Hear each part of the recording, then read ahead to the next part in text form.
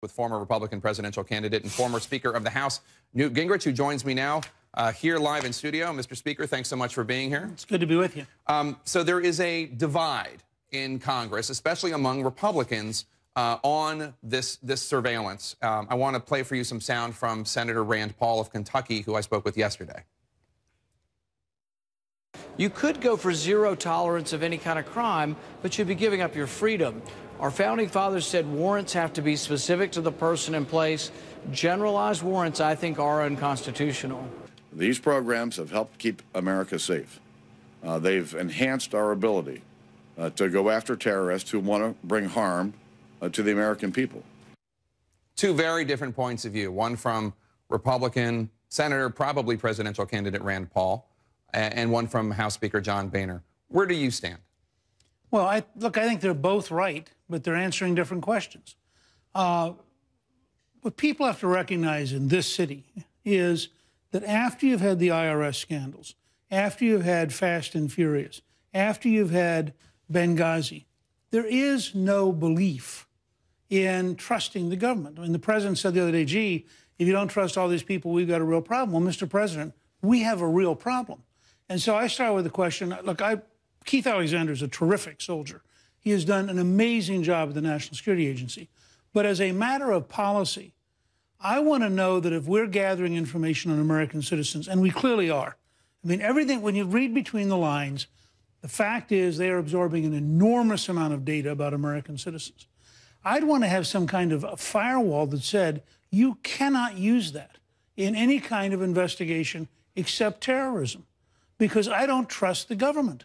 Edward Snowden has said, and there's been a lot of pushback on this from intelligence officials, but Edward Snowden has said that it would not be difficult for someone like him to access and wiretap emails, phone calls of a number of individuals. Do you think that's true?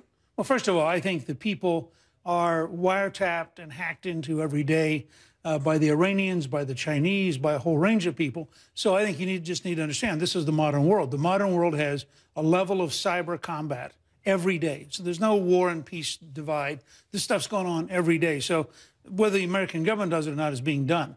I think the difference is the sheer power of the government. Look at the abuse of the IRS and how much that could totally screw up somebody's life. And then say to yourself, you have a U.S. attorney who gets access to this kind of information, or you get deliberately malicious leaks. You can ruin people's lives. You also can give the government a power which is horrifying to close down dissent by saying we're going to go after people. And you know from the IRS case, that is exactly what they were doing. So I think the Congress, I think we should have a national debate. I think the president has an obligation as commander-in-chief to lead that national debate. I personally believe we ought to have much greater division between counterterrorism and regular crime, and that we need to recognize that things I'm willing to have the government do to stop a nuclear weapon from going off in Boston is not something I'm willing to have the government do in terms of going after ordinary citizens. And I think the current system is much more powerful than they want to admit, is gathering much more data than they want to admit.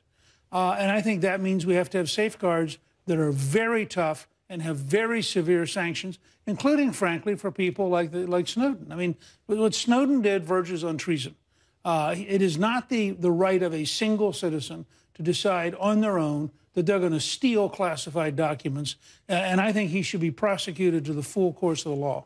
Before you go, sir, the Director of National Intelligence, General James Clapper, testified before Congress a few months ago. Before the story broke, he was asked by Senator Ron Wyden of Oregon if the U.S. government collected data on millions of Americans. He said no, not wittingly. Did he lie to Congress? It does not. I suspect if he were doing it over, he would give a slightly different answer to that. But I think what he's saying is we do not use information about Americans if we can avoid it. Again, you end up in a situation, you have a terrorist in Yemen talking to somebody in the United States. You listen to both ends of the conversation. This one's an American citizen. This one's a known terrorist. You just listen to an American. So Clapper has been around for a long time. He is an extraordinarily dedicated soldier. And I think that's part of the tragedy. These guys who've been out here trying to defend America aren't deliberately lying to the American people, but they are trying to keep confidential levels of information gathering that are frankly pretty frightening. All right, former House Speaker Newt Gingrich, thanks so much for being here. I hope to have you on again soon.